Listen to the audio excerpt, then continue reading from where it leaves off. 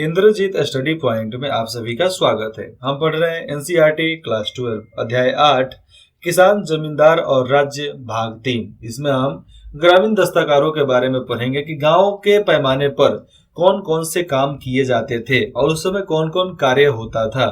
चलिए समय की बर्बादी ना करो जी, आगे आओ, पढ़ने आ जाओ। तो ये तस्वीर आपको मालूम चलता है कि यहाँ पर कपड़ा बनाने का फैक्ट्री लगा हुआ था। यहाँ पर देखो बंदर का शकल दिख रहा है क्या? गांधी जी के 3 बंदर होंगे वो। अलग अलग तरह के उत्पादन कार्य में जुटे लोग, अलग अलग कार्य के उत्पादन में लोग जुटे हुए थे। तो अलग अलग जुटे लोगों के बीच फैले लेन देन के रिश्ते गांव का एक और रोचक पहलू था, लेन देन वाला। तो भैया ये लो वो दो, ये लो वो दो। अंग्रेजी शासन के शुरुआती वर्षों में, आइए यहाँ पर देखते हैं, अंग्रेजी शासन के शुरुआती वर्षों में किए गए गांवों के सर्वेक्षण और मराठों के दस्तावेज बताते हैं कि गांवों में दस्तकार काफी अच्छी तादाद में रहते थे और गांव में बहुत बढ़िया तरीके से फैक्ट्री भी लगाए जाते थे। कहीं कहीं तो कुल घरों के 25% घर दस्तकारों के थे। मतलब 25% घर गांव में, कहीं किसी भी गांव में चल जाओ, यहाँ पर लिखा है कहीं कहीं तो कुल घरों के 25% घर जो था ना दस्तकारों के होते थे और बाकी 75% किसान का होता था और बाकी सब समुदाय के लोगों के होते थे। कभी कभी यहाँ पर देखा जाए तो किसानों और दस्तकारों के बीच फर्क करना मुश्किल होता था, किसान कौन है दस्तकार कौन है, क्योंकि कई ऐसे समूह थे जो दोनों किस्म के कार्य कर लेते थे। खेतिहर और उसके परिवार के सदस्य कई तरह की वस्तुओं के उत्पादन में शिरकत होते थे, हमेशा लगे रहते थे। तो उसमें शिरकत करते थे, हाथ बटाते थे और पैसा कमाते थे। मसलन यहाँ पर देखा जाए तो रंगरेज, यहाँ पर रंगरेज लिखा गया है तो शायद अंग्रेज होंगे। मसलन अंग्रेजी, तो यहाँ पर रंगरेजी है। कपड़े पर छपाई, मिट्टी के बर्तनों को पकाना, खेती के औजारों को बनाना या उनकी मरम्मत करना, उन महीनों में जो उनके पास खेती के काम से फुर्सत होती थी, जैसे कि बुआई और सुहाई के बीच में और सुहाई और कटाई के बीच, उस समय ये खेतिहर जो होते थे दस्तकारी का कार्य करते थे और बाकी नहीं करते थे, बाकी टाइम में अपना खेती करेंगे। कुम्हार लोहार बढ़ई नाई, यहाँ तक कि सुनार जैसे ग्रामीण दस्तकार भी अपनी सेवाएं गांव के लोगों को देते थे। जैसे कि बदले, यहाँ पर देखना कि जैसे जिसके बदले गांव वाले उन्हें अलग अलग तरीके से उन सेवाओं की अयादगी, मतलब पैसा दिया करते थे। उस समय रोकड़ा दिया करते थे, रोकड़ा तो नहीं लेकिन सिक्का हुआ करता था सोना चांदी का, तो वो दिया करते थे। आमतौर पर देखा जाए, या तो उन्हें फसल का एक हिस्सा दे दिया जाता था या फिर गांव की जमीन का एक बड़ा टुकड़ा, चाहे एक टुकड़ा, शायद कोई ऐसी जमीन जो खेती लायक होने के बावजूद बेकार पड़ी हुई है, तो वो जमीन भी उसको दे दिया जाता था कि बेटा खेती करो तुम इसमें। अयादगी की सूरत क्या होगी ये शायद पंचायत ही तय करता था, और खेती करोगे उससे हम लेंगे कितना, ये सब पंचायत ही तय करती थी। महाराष्ट्र में ऐसी जमीन दस्तकारों की मिरास या वतन बन गई। यहाँ पर देखो कि ऐसा जो जमीन था, जो भी वहां पर दस्तकार थे, उनके मिरास या उनकी वतन बन गई, मतलब उनकी मलकियत बन गई, उसको अपने अधिकार के रूप में ले लिया, जिस पर वह दस्तकारों का पुश्तैनी अधिकार होता था। और पुश्तैनी अधिकार के अधिकार से वो सब जमीनों को अपने अंदर में ले लिया गया। यह व्यवस्था देखा जाए तो कभी कभी थोड़े बदले हुए रूप में भी हम पाई जाती है कि थोड़ा इसमें बदला भी है इस व्यवस्था में। पुश्तैनी अधिकार, हमारा खेतिहर समाज, हमारा उद्योग वाला समाज, चाहे काश्तकार हो गया, आयादगी हो गया, इन सब में थोड़ा बदलाव दिखा, जहां दस्तकार और हरेक खेतिहर परिवार परस्पर बातचीत करके आयादगी की किसी एक व्यवस्था पर राजी होते थे। जो भी आयादगी हुआ करती थी, कितना रुपया देना है, वो खेतिहर परिवार या दस्तकार के बीच में बात हो जाता था और उस पर राजी हो जाएंगे, ठीक है हम इतना दे देंगे। ऐसे में देखा जाए तो आमतौर पर वस्तुओं और सेवाओं का विनिमय होता था, यहाँ पर विनिमय होता था और उदाहरण के तौर पर देखा जाए तो 18वीं सदी के स्रोत बताते हैं कि यहाँ पर 18वीं सदी के स्रोत हमें बताता है कि बंगाल में जमींदार और उनकी सेवाओं के बदले लोहारों, बढ़ई और सुनारों तक को रोज का भत्ता और खाने के लिए नगदी दिया जाता था। जितने भी यहाँ पर काम करने वाले थे इनको रोज भत्ता मिलता था, रोज उनको नगदी पैसा मिलता था कि अपना लो का पैसा लो, खाओ पियो मौज करो उड़ाओ, तुम्हारा मन तुम्हारा पैसा। तो इनको रोज नगदी रूप में दे दिए जाते थे। इस व्यवस्था को जजमानी कहते थे। तुरंत का काम तुरंत का पैसा, इसको जजमानी व्यवस्था कहा जाता है। जजमानी आज पंडित लोग इस्तेमाल करते हैं ज्यादा। ये देखो, ये जितने भी सबूत हम अपने पढ़े हैं ये मजेदार है, क्योंकि इससे पता चलता है कि गांव के छोटे स्तर पर फेरबदल के रिश्ते कितने पेचीदे थे। मजा आता होगा सुनकर। और समझो कि पहले कितना पेचीदा माहौल था यार। आज के जमाने में ऐसा होता तो कूट मारते हम लोग। मतलब समझो कि खेतीहर जमींदार चाहे जो भी मुखिया लोग होते उनको कूटते बढ़िया से।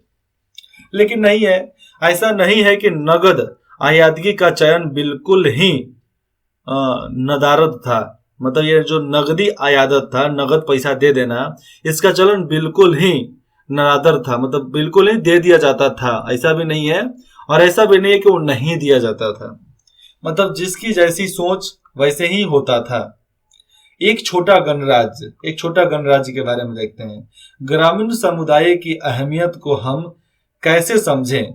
19वीं सदी के कुछ अंग्रेज अफसरों ने भारतीय गांवों को एक ऐसे छोटे गणराज्य के रूप में देखा जहां लोग सामूहिक स्तर पर भाईचारे के साथ संसाधनों और श्रम का बंटवारा करते थे।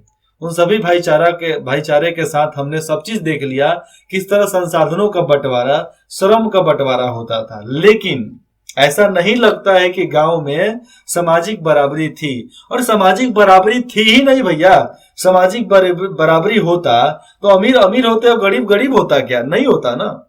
संपत्ति की व्यक्तिगत मिल्कियत होती थी। मतलब संपत्ति की अपनी मालिक खुद होते थे।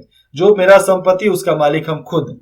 साथ ही में देखा जाए तो जाति और जेंडर, सामाजिक लिंग के नाम पर समाज में गहरी विषमताएं थी। यहाँ पर देखा जाए तो जेंडर के अनुसार में लड़का लड़की को सामान्य अधिकार तो मिलता नहीं था। कुछ ताकतवर लोग गांव के मामलों पर फैसले लेते थे। जो ताकतवर लोग थे गांव के मामले पर फैसला लेंगे कि ये होगा, चाहे तो नहीं होगा। और कमजोर वर्ग का शोषण करते थे। फैसला लेंगे और कमजोर वर्ग का शोषण करेंगे। आज कमजोर वर्ग उनका शोषण करता है तो उनका फट जाता है। और इतना दिन से वो लोग करते थे तो हम लोग का क्या होता होगा? ये कभी सोचा?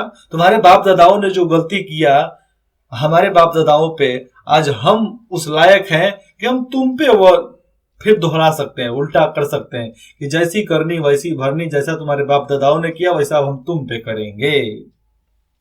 समझे? आप करो भी, मौका मिला है, चौका मारो।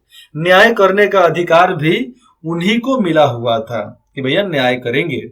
और इससे भी महत्वपूर्ण बात यह समझ में आता है कि गांवों और शहरों के बीच होने वाले व्यापार की वजह से, इससे यह भी हमें समझ में आएगा, महत्वपूर्ण बात तो है ही, गांवों और शहरों के बीच होने वाले व्यापार की वजह से गांवों में भी नकद के रिश्ते, गांवों में भी नकद, जिसको नकद बोला जाता था, आज उसको नगद बोलते हैं, तो नकद के रिश्ते फैल चुके थे। पैसा दो सामान ले जाओ, सामान दो पैसा लो, ऐसा ही कार्य होता था। सब काम करो पैसा लो, नहीं तो पैसा लो काम करो। तो ये सब सारा काम यहाँ पर हो जाता था। आगे देखोगे तो गांव में मुद्रा देखो, पहले लोग गिन कर कैसे रखते थे, कैसे दिया जाता था कर, चाहे यहाँ पर आप समझ लो तो आपको ब्याज पर पैसा कैसे दिया जाता था, ये सब यहाँ पर मालूम चलेगा। 17वीं सदी में फ्रांसीसी यात्री जया बिप्टिस्ट टैवर्नियर को यह बात उल्लेखनीय लगी कि भारत में वे गांव बहुत ही छोटे कहे जाएंगे, जिनमें मुद्रा की फेरबदल करने वाले, जिन्हें सराफ कहते थे, समझो कि लाला एक तरीके से, सराफ न हो। एक बैंकर की तरह सराफ हवाला भुगतान करता था और यहाँ भुगतान करता था बैंकर की तरह ही, और अपनी मर्जी के मुताबिक पैसे के मुकाबले रुपए की कीमत बढ़ाएगा घटाएगा, और कौड़ियों के मुकाबले पैसे की कीमत को बढ़ाएगा। तो इस तरीके से वो ठगता था लोगों को। मुगलों के केंद्रीय इलाकों की बात जब चल रही है तो उनके भी बात कर लेते हैं। तो मुगलों के केंद्रीय इलाकों में कर की गणना और वसूली भी नगद में की जाती थी। जो दस्तकार निर्यात के लिए उत्पादन करते थे, जो भी दस्तकार बेचने के लिए इधर से उधर उत्पादन करते थे, उन्हें उनकी मजदूरी या पूर्व भुगतान भी नगद में ही मिलता था। काम किए, सामान दिए, नगद पैसा ले जाओ, काम खत्म। इस तरह कपास, रेशम या नील जैसे व्यापारिक मसले पैदा करने वालों का भुगतान भी नगदी ही होता था। यहाँ पर समझोगे तो इसी प्रकार कपास, रेशम, नील जैसे व्यापारिक फसलों को बेचने के बाद भी हमें नगद पैसा मिल जाता था। मिलेगा काहे नहीं, पैसा खर्चा हम करें, मेहनत हम करें, सब सामान दे, हमको पैसा तुम नहीं दोगे बे, काहे नहीं दोगे, तुरंत मिलेगा, तुरंत मिल जाता था। सराफा अपने काम में लगा हुआ है, ठगने के काम में लगा हुआ है। अब 3 नंबर देखते हैं, कृषि समाज में महिलाएं। कृषि समाज में महिलाओं का क्या अधिकार था? जैसा कि हम यहाँ पर देखेंगे तो शायद कई समाजों में कई अन्य समाज हैं जिसमें आपने गौर किया होगा कि उत्पादन की प्रक्रिया में मर्द और महिलाएं खास किस्म की भूमिकाएं अदा करती थी। मर्द का अलग काम, महिलाओं का अलग काम। जिस संदर्भ में हम बात कर रहे हैं, महिलाओं और पुरुषों की बात कर रहे हैं, वहां महिलाएं और मर्द कंधे से कंधा मिलाकर खेतों में काम करते थे। मर्द और औरत दोनों काम करते थे, मर्द और औरत दोनों खेतों में कंधा से कंधा मिलाकर काम करते थे। मर्द खेत जोतते थे, वह हल चलाते थे, और महिलाएं बुआई, निराई और कटाई के साथ साथ पकी हुई फसलों का दाना निकालने का काम भी करती थी। जब छोटे छोटे ग्रामीण इलाकों का और किसान के व्यक्तिगत खेती का विकास हुआ, छोटे छोटे ग्रामीण इलाकों का विकास हुआ, गांव के व्यक्तिगत किसानों का विकास हुआ, गांव में जितने लोग थे गांव में रहने वाले, उनका विकास हुआ। जो कि यहाँ पर बात किया जाए तो मध्यकालीन भारतीय कृषि की खासियत थी। मध्यकालीन क्या था? मध्यकालीन मतलब 16 या 17वीं शताब्दी से ले लो, ये सब मध्यकालीन में आता था। और इसमें से ही मध्य वर्गीय समाज फूटकर बाहर निकला। तो अब यहाँ पर क्या हुआ, मध्य वर्गीय परिवार जब सामने आया तो भारतीय कृषि की खासियत भी थी कि तब घर परिवार के संसाधन और श्रम उत्पादन की बुनियाद थे, और जो पैसा ज्यादा कमाने लगा वो मध्य वर्ग में आ गया। लेकिन यहाँ पर उत्पादन ही सबसे बढ़िया बुनियादी हक था। उत्पादन करोगे तो आपको पैसा मिलेगा, नहीं करोगे नहीं मिलेगा। तो ये सब चलता था। स्वाभाविक तौर पर देखा जाए तो ऐसे में लिंग बोध के आधार पर आमतौर पर किए जाने वाला फर्क, घर के लिए महिलाएं, बाहर के लिए मर्द, मुमकिन नहीं था। यहाँ पर देख लो आप कि क्या बताया जा रहा है। स्वाभाविक तौर पर देखा जाए तो ऐसे में लिंग बोध के आधार पर आमतौर पर किया जाने वाला फर्क कौन सा था कि घर के अंदर महिलाएं काम करेंगी या घर के बाहर मर्द, मुमकिन नहीं था। तो ऐसा भी मुमकिन नहीं था कि सब कोई भैया अपना अलग अलग कार्य कर ले, नहीं। फिर भी महिलाओं की जैव वैज्ञानिक प्रक्रिया को लेकर लोगों के मन में पूर्वाग्रह बनने लगे भी थे। तो बने रहे। मसलन पश्चिम भारत क्या, राजस्थान, गुजरात, महाराष्ट्र, ये अपना मध्य प्रदेश का लास्ट इलाका, पश्चिम का इलाका। तो राजस्व, यहाँ पर राजस्वला क्या होता है? राजस्वला महिलाओं को हक या कुम्हार का चाक छूने की इजाजत नहीं थी। राजस्वला का मतलब जिसको पीरियड हो रहा है। तो उन महिलाओं जिनको पीरियड आ रहा है, उन महिलाओं और लड़कियों को कुम्हार का चाक, हल ये छूने की इजाजत नहीं थी। और किसी तरह बंगाल में अपने, यहाँ पर देख लो, इसी तरीके से बंगाल में अपने मासिक धर्म के समय महिलाएं पान के बागान में नहीं घुस सकती थी। पान के बागान में मासिक धर्म के अनुसार उनको नहीं जाने दिया जाता था। और ये मुझे पता नहीं कि क्यों नहीं जाने देते हैं भैया, वो भी तो एक तरह का नेचुरल साइकिल है। एक तरीके का प्राकृतिक देन है। इसमें अछूत अछूत क्या होता है। हमारे भी गांव में ऐसे ऐसे लोग हैं, हमारे भी घर में हैं, हमारे भी बहन बेटियां हैं, तो वो लोग भी जब उनका पीरियड चालू होता है तो उनको कुछ सामान नहीं छूने दिया जाता है, पूजा घर में नहीं जाने दिया जाता है, अलग सोने के लिए बोला जाता है, उनको अनेकों प्रकार के अलग अलग कार्य बोला जाता है कि तुम ये हो, तुम वो हो, ऐसे करो वैसे करो। उस सबसे दुनिया से टाउन के लड़कियां बाहर निकल चुकी हैं। सूत काटने, बर्तन बनाने की मिट्टी को साफ करने और गूंथने और कपड़ों पर कढ़ाई जैसे दस्तकारी के काम उत्पादन के ऐसे पहलू थे जो महिलाओं के श्रम पर निर्भर था, महिलाओं के द्वारा ही हो सकता था। किसी वस्तु का जितना वाणिज्यीकरण होता था, किसी भी सामान का जितना वाणिज्यीकरण होगा, व्यापार होगा, उसके उत्पादन के लिए महिलाओं के श्रम की उतनी ही मांग होगी। जितना उत्पादन उतना श्रम के लिए महिलाओं को लगा दो। दरअसल किसान और दस्तकार महिलाएं जरूरत पड़ने पर न सिर्फ खेतों में काम करती थी बल्कि नियोक्ताओं के घरों पर भी जाती थी और बाजारों में भी वहां पर काम करती थी। तो महिलाओं को जरूरत पड़ने पर काम करने के लिए छूट था, एकदम पूरा छूट था, खुला छूट, करो। सूत काटती महिलाएं, यहाँ पर देखो, महिलाएं यहाँ पर सूत काट रही है, मतलब धागा बना रही है। चूंकि यहाँ पर देखा जाए तो समाज श्रम पर निर्भर था, जो भी समाज था अपना श्रम पर निर्भर था, इसलिए बच्चे पैदा करने की अपनी काबिलियत की वजह से ही महिलाओं को महत्वपूर्ण संसाधन के रूप में देखा जाता था और बोला जाता था कि तुम बच्चा पैदा कर भाई, ज्यादा जल्दी जल्दी बच्चा पैदा कर। फिर भी शादीशुदा महिलाओं की कमी थी, क्योंकि कुपोषण, बार बार मां बनने और प्रसव के वक्त मौत की वजह से महिलाओं में मृत्यु दर बहुत ज्यादा बढ़ चुका था। और देखो, उस समय कुपोषण ज्यादा चला, शादीशुदा महिलाओं में और लड़कियों में कुपोषण चला, बार बार मां बनने के चक्कर में उसमें मौत हो गई उनकी। जब बच्चा डिलीवरी हो रहा है, बच्चा जब पैदा हो रहा है, उस समय प्रसव के वक्त दर्द के वजह से भी मौत हो जाती थी। तो ये सब वजह था जिसके वजह से महिलाओं की संख्या कम हो गई थी। इससे किसान और दस्तकार समाज में ऐसे सामाजिक रिवाज पैदा हुआ जो संभ्रात समूहों से बहुत। कई ग्रामीण समुदायों में, बहुत सारे भारत में अभी भी गांव हैं, शादी के लिए दुल्हन की कीमत अदा करने की जरूरत होती थी।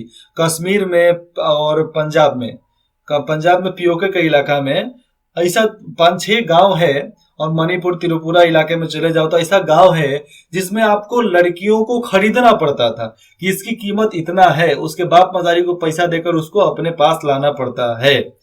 ये ऐसा नियम आज भी चलता है, पौंडीचेरी में भी है ऐसा। ये तो नहीं कि नहीं है। आप जाओ, घूमो, मालूम करो, मालूम चलेगा। यहाँ पर आगे देखो कि लड़कियों से शादी करने के लिए दुल्हन की कीमत अदा करने की जरूरत होती थी, न कि दहेज की। दहेज नहीं, उसकी कीमत दी जाती थी कि आपको इतना कीमत दे रहे हैं, शादी होगा मेरे साथ। तलाकशुदा महिलाएं और विधवा दोनों ही कानूनन शादी कर सकती थी। कानूनन उनको छूट थी कि महिलाओं भी शादी, जो विधवा है वो भी शादी करे, जो तलाकशुदा है वो भी शादी करे।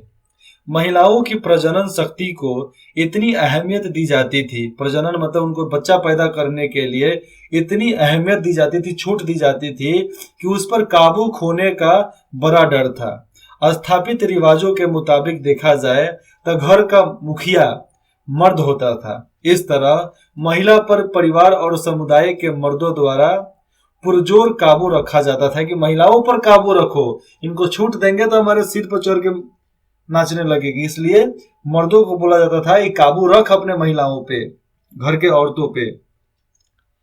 बेवफाई के शक पर ही महिलाओं को भयानक दंड दिया जा सकते थे। अगर बेवफाई का शब्द केवल शक हो जाए, उस पर भी भयानक दंड दिए जा सकते थे। ऐसा नियम था जी, ऐसा नहीं था कि नहीं था। ये फतेहपुर सिकरी का निर्माण, यहाँ पर देख लो, फतेहपुर सिकरी का निर्माण महिलाएं पत्थर तोड़ रही हैं। ये महिलाएं यहाँ पर पत्थर तोड़ रही हैं, क्या क्या महिलाएं कर रही है, ये सब फतेहपुर सिकरी की फोटो है। ये बोझा ढोती महिलाएं, यहाँ पर देखो कि बोझा ढो रही ऊपर सिर पर रख के। और आसपास के दूसरे गांवों से आने वाली महिलाएं अक्सर ऐसे निर्माण स्थलों पर काम करती थी जहां पर सामान ले जाना ले आने का काम होता था। और ऊपर समझ लो कि यहाँ पर पत्थर काटना, ये करना, वो करना, इधर कुछ कुछ और कार्य भी उनका है, चालना, बिनना, बोना, सोहना, अनेकों प्रकार के उनसे काम करवाए जाते थे। यहाँ पर स्पष्ट होगा, राजस्थान, गुजरात, महाराष्ट्र आदि पश्चिमी भारत के इलाकों से मिले दस्तावेजों में ऐसी दरख्वास्त मिली है कि जो महिलाओं ने न्याय और मुआवजे की उम्मीद से ग्राम पंचायत को भेजी थी। कुछ ऐसे यहाँ पर सबूत मिले हैं, कुछ हमें ऐसे यहाँ पर दस्तावेज मिले हैं जो पंचायत में महिलाओं ने दिया था न्याय और मुआवजे के मांग को पूरा करने के लिए। पत्नियां अपने पतियों की बेवफाई का विरोध करती दिखाई दे रही हैं कि मेरा पति बेवफा है, या फिर गृहस्थी के मर्द पर ये आरोप लगाती हैं कि वे पत्नी और बच्चों की अनदेखी करता है, पत्नी और बच्चों को नहीं देखता है, सारा पैसा उड़ा देता है, इसीलिए वह वहां पर अर्जी दे रही है। मर्दों की बेवफाई हमेशा दंडित नहीं होती थी। मर्द बेवफाई करे तो ये दंडित नहीं होता था, इसीलिए सारा कानून सारा अधिकार औरतों के लिए है, मर्दों के लिए कुछ नहीं है, क्योंकि मर्द बहुत तांडव किया है, इसलिए उनका सारा अधिकार रद्द कर दिया गया है, सब अधिकार महिलाओं को दे दिया गया है। लेकिन राज्य और ऊंची जाति के लोग अक्सर यह सुनिश्चित करने की कोशिश करते थे कि परिवार के भरण पोषण का इंतजाम हो जाए, यहाँ पर हो जाए। ज्यादातर जब महिलाएं पंचायत को दरख्वास्त देती, उनके नाम दस्तावेज में दर्ज नहीं किए जाते थे। जब भी वह दरख्वास्त करेंगी उनका नाम दर्ज नहीं किया जाता था। दरख्वास्त करने वाली का हवाला मतलब गृहस्थी के मर्द, मुखिया की माँ, बहन या पत्नी के रूप में किया जाता था कि इसकी पत्नी ने यहाँ पर दरख्वास्त किया, इसकी माँ ने दरख्वास्त किया, इसकी बहन, इसकी पत्नी ने यहाँ पर अर्जी डाली। भूमिहर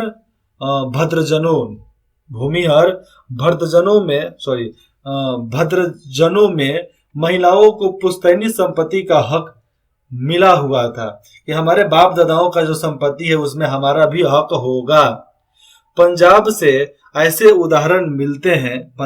हमें ऐसे उदाहरण मिलते हैं जहां विधवा महिलाएं भी वहां पर पुश्तैनी संपत्ति के विक्रेता के रूप में ग्रामीण जमीन के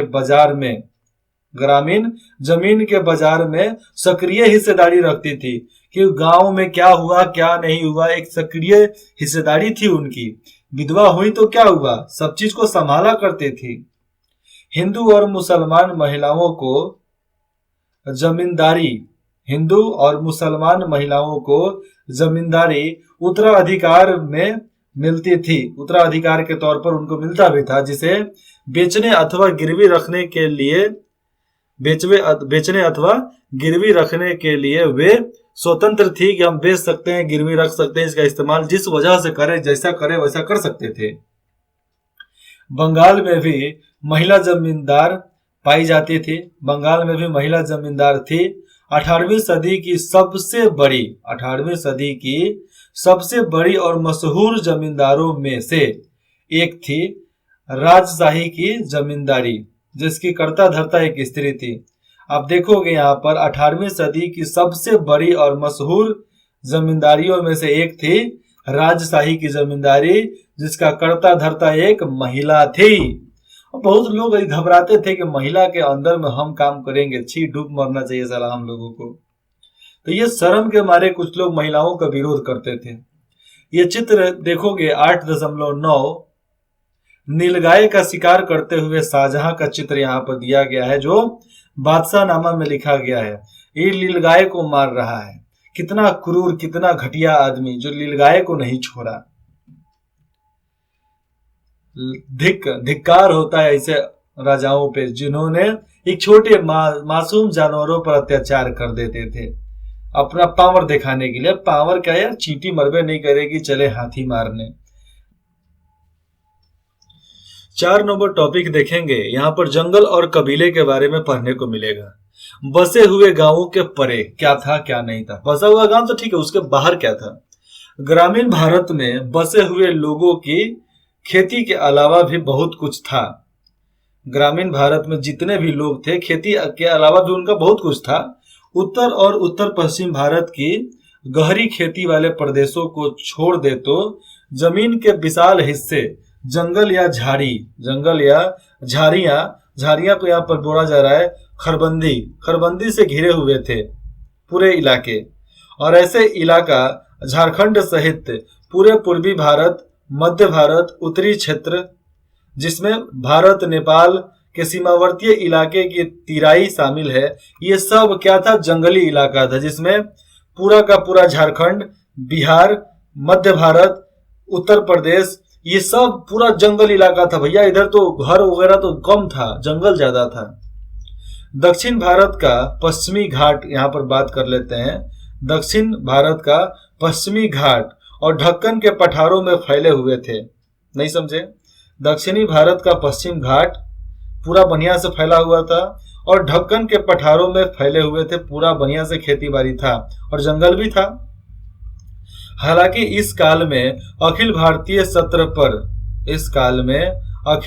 सत्र पर जंगलों के फैलाव का औसत निकालना लगभग असंभव है। जंगल का मालूम करना, कितना जंगल है, कितना दूर में है, इसके बारे में मालूम करना असंभव है, यहाँ पर बताया जा रहा है। फिर भी समसामयिक स्रोतों से मिली जानकारी के आधार पर यह अंदाजा लगाया जा सकता है कि औसत करीब 40% था पूरा जंगल भारत में। 40% से भी ज्यादा तो नहीं था, लेकिन 40% था, क्योंकि पहाड़ पर भी तो जंगल है ना जी। अब जो भी पहाड़ पर चले जाओ, क्या वहां पर जंगल नहीं है? वहां पर खरपतवार नहीं है, वहां पर झरखट नहीं है, वहां पर पेड़ पौधा नहीं है। सब पहाड़ पर भी पेड़ पौधा है।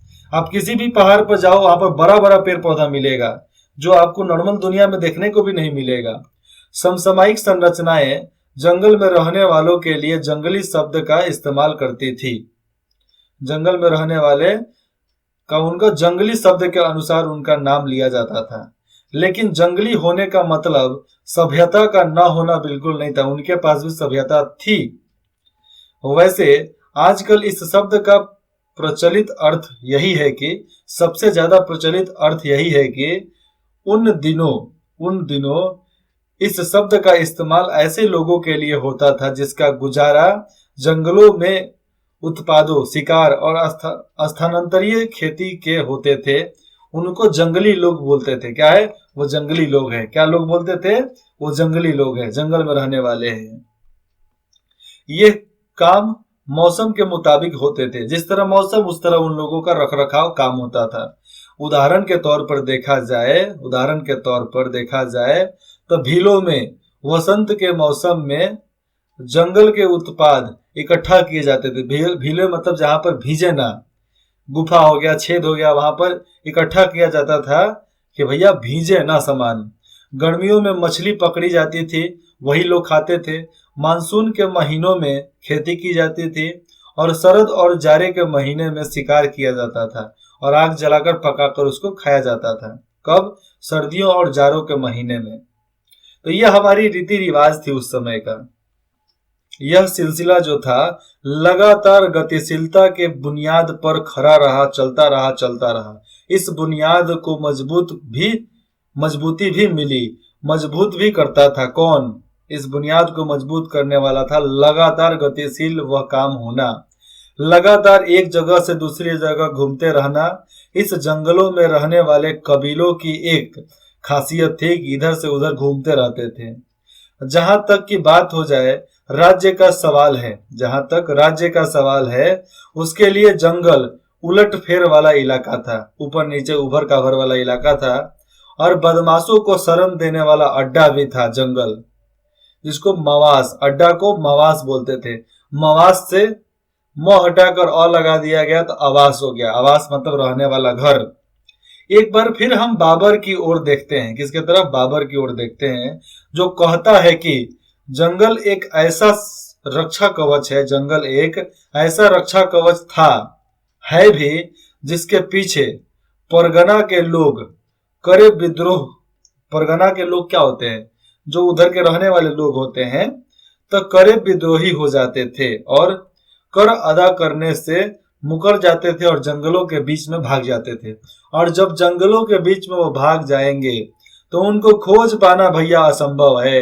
क्या करना, खोज पाना उनके लिए, अपने लिए असंभव था, क्योंकि जंगल में वो कहाँ है वो मिल भी नहीं करेगा। सब पूरे जंगल को दूरबीन से देख नहीं सकते थे, उस समय दूरबीन था नहीं, लेकिन फिर भी देख सकते थे। उस समय लेंस का इस्तेमाल किया जाता था, पता नहीं वो कौन सा शीशा का इस्तेमाल लोग करते थे, लेकिन लेंस था, उस समय भी लेंस था। अगले भाग में हम पढ़ेंगे जंगलों में घुसपैठ कैसे हुए, जंगलों में ये सब तनाव कैसे बढ़ा, वहां पर खून खराबा कैसे हुआ, बीमारी कैसे बढ़ा, इन सब के बारे में समझ में आएगा और पढ़ने को भी मिलेगा। आपको सलाह देना है तो आप जरूर दीजिए। आपको कुछ भी डाउट है बेझिझक हमें कमेंट कीजिए। इधर उधर क्या पूछते हो मेरे को बताओ ना। इंद्रजीत स्टडी पॉइंट में जुड़ने के लिए आप सभी का बहुत बहुत धन्यवाद।